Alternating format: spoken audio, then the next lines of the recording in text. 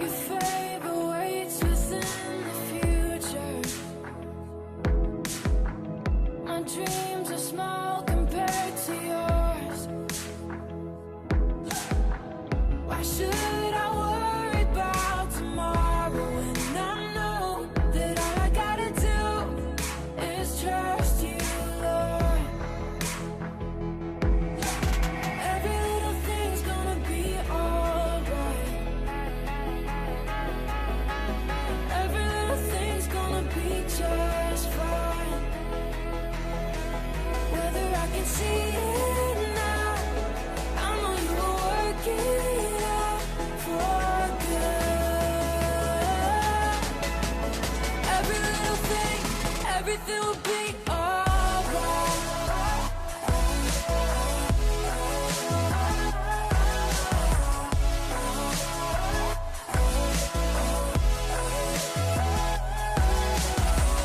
Behind the scenes and in the details, you plan the perfect way for me. Why would I dwell upon the roads and certainties when all I gotta do is look to you? Yeah, all I gotta do is look to you.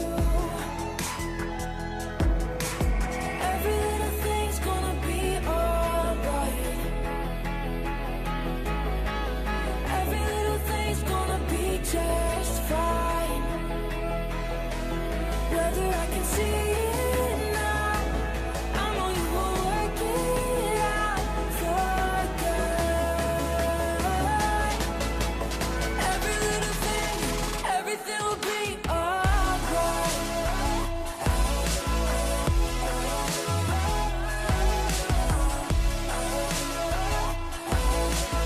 Every little thing, every little thing.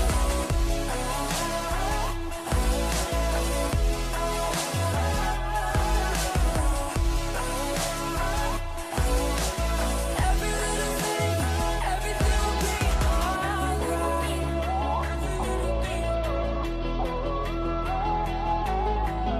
Every little thing, whether I can see it now, I know you will work it out for good.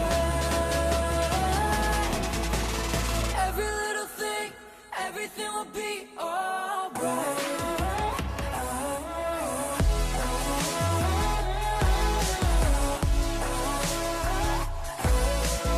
Every little thing, every little thing.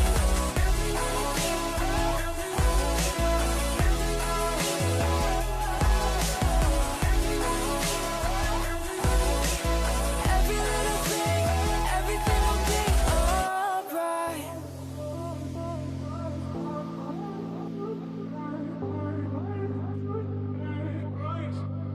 I wasted so much of life out on my own. If you're the way, truth, the life, what more could I want? What more could I want? 'Cause I'll let it all on the line. 'Cause I find all I need to find, and I got no plan left besides just Jesus. I don't need odds in the fire. I don't need rules with the dice. I got no fallback in mind. Just Jesus.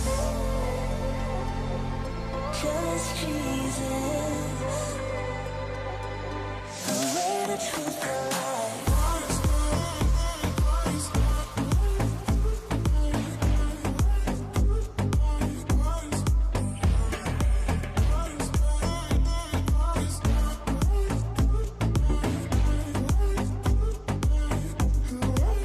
I've had my heart in half, options open. One foot still on the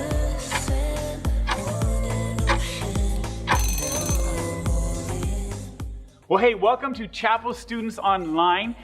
We are glad you are here during Easter, which is kind of unusual for us. If you've been at Monte Vista, you know that we don't usually meet during Easter vacation. But this year, because we haven't been able to get together, we felt like with you guys and give you something different to do because you've been playing Fortnite all day long. And so anyway, so today, like I said, this is Easter, but today is also a birthday for at least one of you. Eli Roos has a birthday today, so happy birthday, Eli.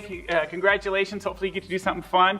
But for the rest of you, I don't know when your birthdays are. I'm sorry. I should have looked. But anyways, if you are from Monte Vista, you may also have joined us Sunday for church online. I hope you did for Easter Sunday. And maybe you go to a different church on Sundays and you were able to do their church service online. That is cool. And what that tells me is that you know what Easter is all about. That Easter is actually about Jesus Christ. It's actually about Him dying on the cross, His resurrection. It's about Him providing a way for us to be forgiven, to have a relationship with God. But if you don't know that, or maybe if you're someone who doesn't really go to church, then really Easter's more about the bunny. It's more about this cute little bunny and candy. And let's face it, that's a pretty cool mascot. I mean, when your mascot is a cute little bunny like this little guy, I mean, come on, you can't go wrong with that, right? I mean, Christmas, our biggest holiday of the year, and the mascot's an old fat guy. So this is pretty cool, right? And yet, as cute as bunnies are, you can go wrong. They can go bad. And so this week we're going to do a countdown of some of my top 10 favorite bad bunnies. And these are people who weren't trying to be horrible Easter bunnies or ugly Easter bunnies or scary. They were trying to be Easter bunnies and they just didn't do it well. So, all right, starting at number 10. And number 10 may not look too bad to you, except this is the White House Easter Bunny.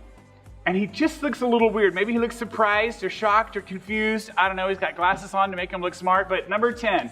Number 9. This one's got something weird going on. I mean, I don't know. The eyelash, the bow thing, this weird tear-looking thing, ears. Okay, number 10's pretty hideous. Number 9, I'm sorry, it's pretty hideous. Number 8. Number 8 just straight up looks evil. This bunny looks like it wants to eat this little girl. And I think she kind of knows it too. All right.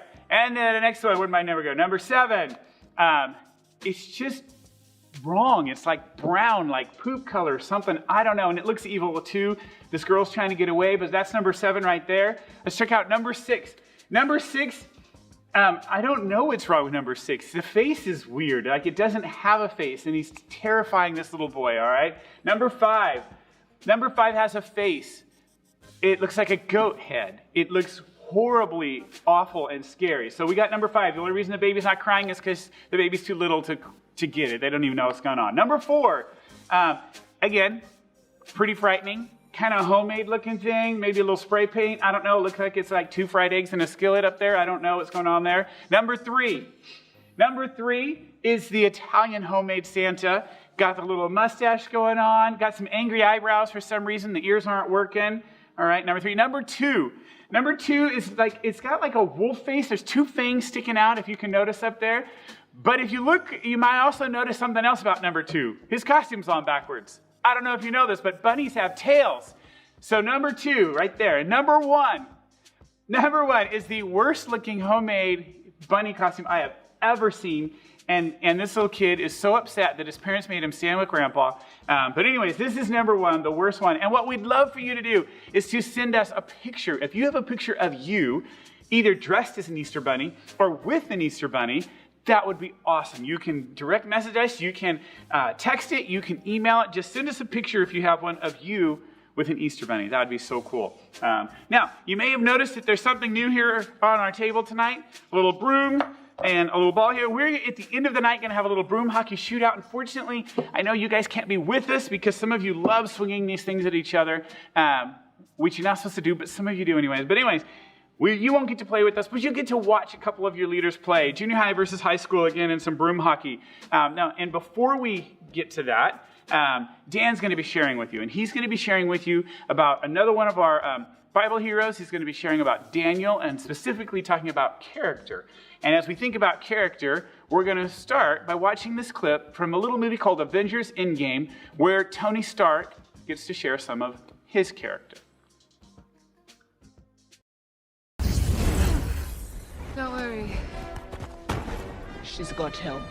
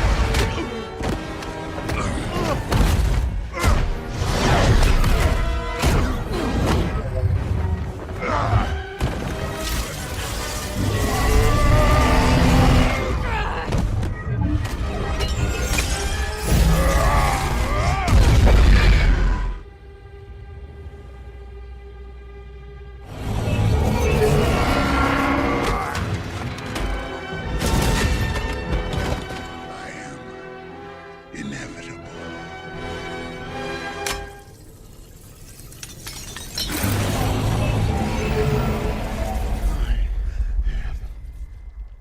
Iron Man.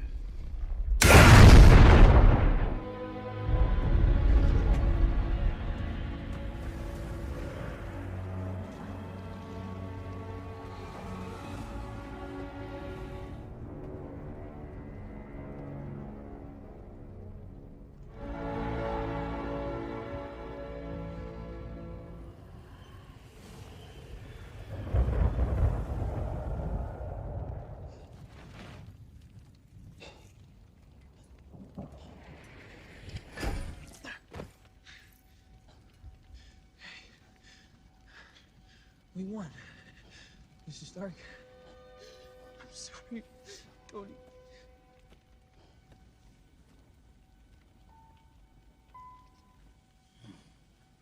We're gonna be okay.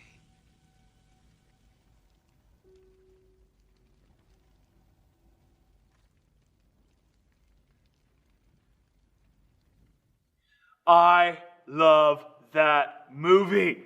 What's up, guys? It's Dan, and tonight we're talking about Daniel. And we're in this series called Assemble, and we're kind of using the Avengers theme a little bit, and we're talking about assembling these Bible characters because we can't be assembling right now. And we're talking about Daniel tonight, and we're talking about character. Now, here's the deal. The book of Daniel, I'm not going to read the whole thing for you. I'm not even going to read one verse out of the book of Daniel for you. But I want to tell you the story of Daniel real quick, and then I want to just pull a couple of nuggets out of it that you and I can take with us into our small group discussion tonight. So, Daniel's this dude, and Nebuchadnezzar becomes king, and he becomes king by taking over Jerusalem and Israel. He was the king of Babylon. So Daniel's among those who are brought into the king's court, and the king lays down the law, and the law is like, you're supposed to eat this type of food, and it was against Daniel's faith to eat that type of food, and so Daniel basically is like, I'm not going to do that. And he doesn't hide that he's not going to do that.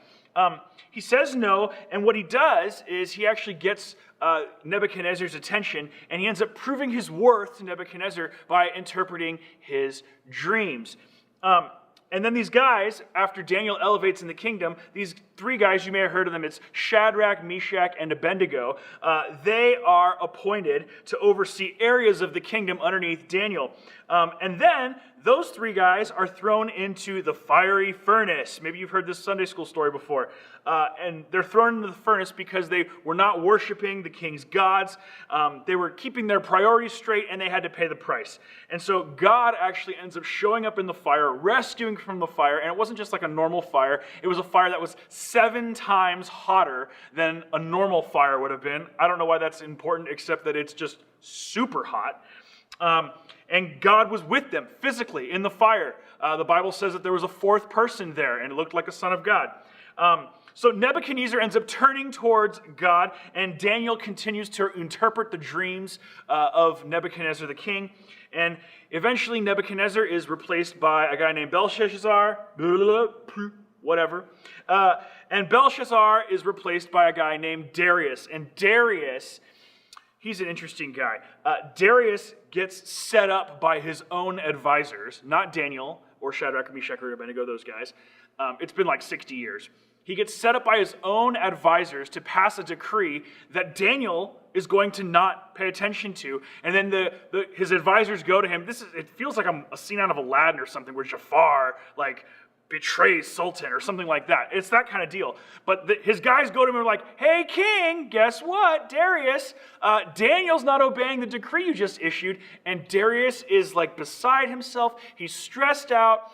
But he has to keep his word to his people, and so he throws Daniel into the lion's den. Daniel had amazing character because when the stakes were highest, when they were higher than any other time, his life was on the line. When the stakes were the highest, Daniel stayed the course. And here's the truth, you guys. Following God always requires sacrifice. Following God always requires sacrifice. And usually those sacrifices might look like things that you may have heard Vance or I talk about over the years at youth group. It might cost you friends. It might cost you your popularity or fame. Or maybe it means that you don't play a sport because you want to be like it's pulling you away from God. Or maybe it means a relationship that you're in has to end or something like that. Maybe it costs you time or it costs you money. But now, with shelter in place in order, it might cost you something different to follow God. Like, think about it like this. How do you show the fruit of the Spirit on a daily basis when you're sheltering in place and you're stuck inside all day? How do you show the fruit of the Spirit? Maybe you don't know the fruit of the Spirit. The first one's love. I'm going to skip that one because it's kind of the umbrella, the Bible tells us. But the next one's joy. How do you have joy when you can't see your friends, people that normally make you happy? When an argument pops up at home, how do you have peace and be a peace bringer rather than a wrecking ball at home? The third one, patience. How do you have patience with your family when they get on your nerves? And I know you never have that happen to you. Just kidding. And number 4, what does it look like to be kind on a daily basis? Maybe you need to grow in your gentleness or your self-control. As you're sheltering in place, right? What sacrifice of character do you need to offer to God? Here's a question. Why would you do that? Is it worth it to you? Is it worth it to you to follow God with sacrifice? Is God that important to you that nothing can become between you and worshiping Him?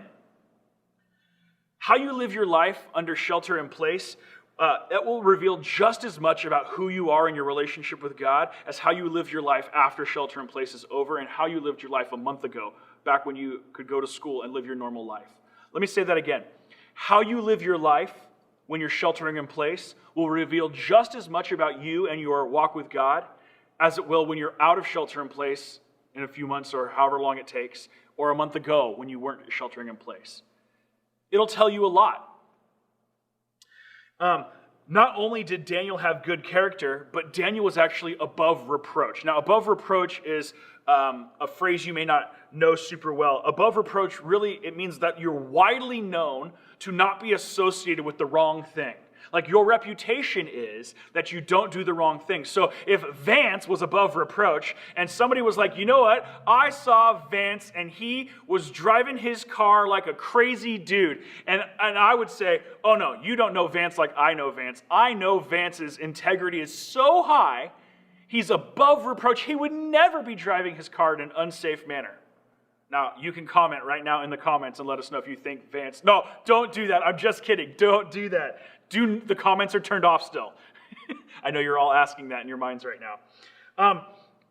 But yeah, being above reproach creates the basic assumption that you have integrity, that you are a person of integrity. And so, integrity is, my definition of integrity is who you are when nobody is watching. And right now, you're not with your friends, you're not with your teachers, you're not with your sports team. Nobody's really watching you, just the people that you're with at home each day. Who are you when you're at home? How's your temper? How's your gentleness and your kindness and your patience and your joy and your peace, your fruit of the Spirit when you're at home, when all your friends can't see you, all your church crew can't see you, your small group leader can't see you? So now under shelter in place, what does it look like to have good character? Are you sneaking around your mom and dad? Are you lying to get what you want? Are you struggling to fit into your family and you're frustrated by that, and because you're frustrated by that, you act out more? I'm not trying to get you to just have behavior modification, but what I am challenging you with tonight is to say, is my character reflecting my relationship with God enough while I'm sheltering in place? That's a really good question worth asking. What's it going to take for you to have godly character so that when the stakes of life are highest for you, you actually have a foundation built of trusting God and worshiping God with your life that lets you respond in a godly way? Daniel was 80 years old when he was thrown into the lion's den, thereabouts. He had been worshiping God and spending time with God all the time leading up to that point. So when his faith was tested with something that was really high stakes, he knew what to do. He'd practiced it before. As you grow older, and some of you are 14 or 13 watching this, some of you are about to head off to college in the fall, Lord willing, As you get older, though, what is your life going to be based on? What's your character and your integrity and your level of being above reproach going to be based on? That's a challenging question for you to wrestle with tonight. And so, in closing, I want to ask a question about how to get delivered from the lion, like Daniel did. How do you get delivered from the lion? The first way that you get delivered comes from 1 Peter 5:8. It says, "The devil is like a roaring lion looking for someone to devour. Resist him, standing firm in the faith." The first step, if you want to be delivered from the mouth of the lion, is to actually be innocent. It's to not be in a place where the lion can devour you. That's what being above reproach is. It's like, oh, I'm just going to go to the party. It's cool, though. I won't participate in all the other things that are happening at that party. Well, that's not being above reproach. It really isn't, because you're putting yourself in a situation where the lion is prowling. Do you follow what I'm saying? I hope you do. Okay, number 2, 2 Timothy 4:17 says, "But the Lord stood at my side and gave me strength so that through me the message might be fully proclaimed and all the Gentiles might hear it. And I was delivered from the lion's mouth." This is Timothy talking. Actually, it's Paul talking to Timothy, giving him a testimony. And he's saying he was delivered from the lion's mouth so that the testimony could be said about who God was. And the idea here that Paul is talking to is, God was with me. I trusted in God's presence in my life. So 2 ways for you to be delivered from the lion is to not put yourself in a situation where the lion can devour you. And the second one is to trust God. Now, those don't actually do the actions for you. You still have a part in this to play. And so I hope that you'll be challenged this week to let the fruit of the Spirit, as you shelter in place, pour out of you. Now, hey, in small groups tonight, I hope you guys are able to have a conversation about this. Just know that we're praying for you, and we love you guys, and we will see you soon. Have a great night. And now for something completely different. Fun to see you all tonight. The Easter Bunny! Yeah.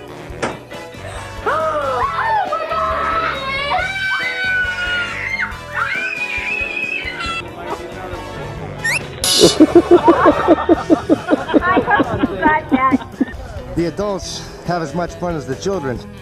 Go! Hey!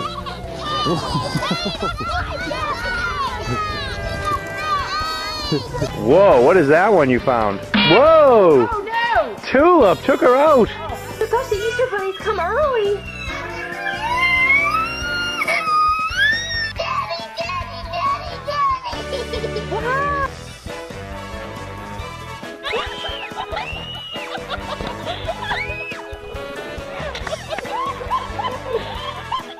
What is up, everybody? We've got some broom hockey for you. Here's what's going to happen. We've got 5 rounds of 2 shots each. That's 10 shots total. Whoever is winning at the end of that is the grand champion. If we are tied at the end of 10 shots, we will go to sudden death from a coin flip. From junior high, we've got Brandon Horn. Come on out here, Brandon.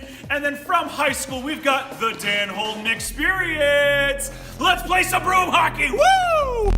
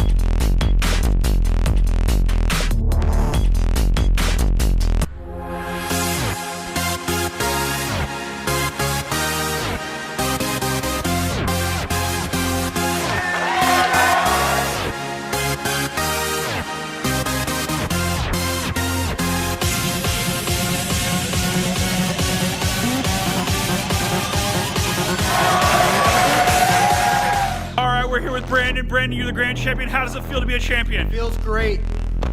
That was it? That was That it. was it. I don't know what else to Any say. shout out to any junior hires? My small group. Thank you. We'll see you guys on Zoom. Woo!